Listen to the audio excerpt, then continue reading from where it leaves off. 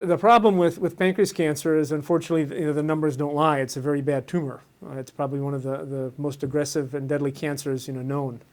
Currently, it's the fourth leading cause of cancer death, and by 2020, it'll be the second leading cause of cancer death, surpassing breast cancer.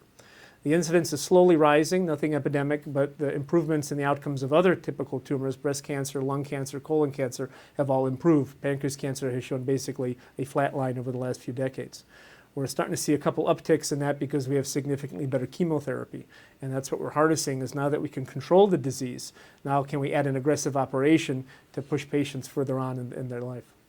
There's two components. One is the biology, which unfortunately we have no control over prior to diagnosis, and half the patients already present with advanced disease because this tumor tends to spread at a very early stage even before people have symptoms.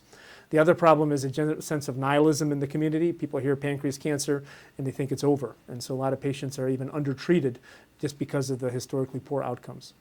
So many patients get one opinion, they're told to go home and there's nothing we can do, and they kind of keep to themselves. And that's the point. What we're trying to make is to raise awareness. If you've been diagnosed with this cancer, get a second opinion, come here, come to other major medical center and have an opinion on what treatment options are available.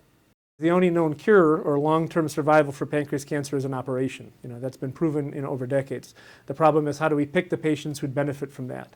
And the purpose of all the upfront chemotherapy, the physical optimization, the radiation, and aggressive operation is to offer those patients that. We know the patients that can make it to the operating room, they do significantly better than average compared to historical outcomes. So we're looking at 3 to 4-fold improvement in overall survival, and we have at least 60 to 75% of our patients are alive without disease recurrence at a significant time interval, which is a major step for pancreas cancer.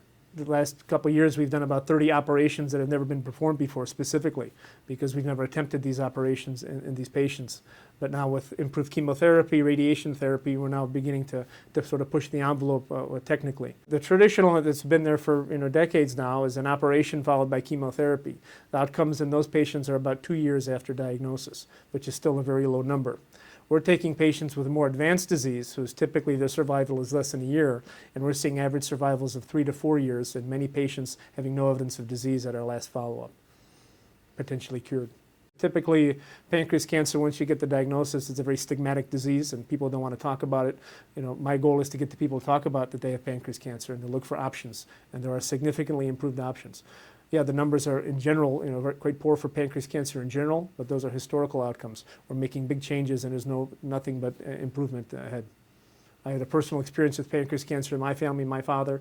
I would have done anything for an additional holiday, another year, maybe another 2 years, and then hopefully longer. And we're hoping to offer that to these patients.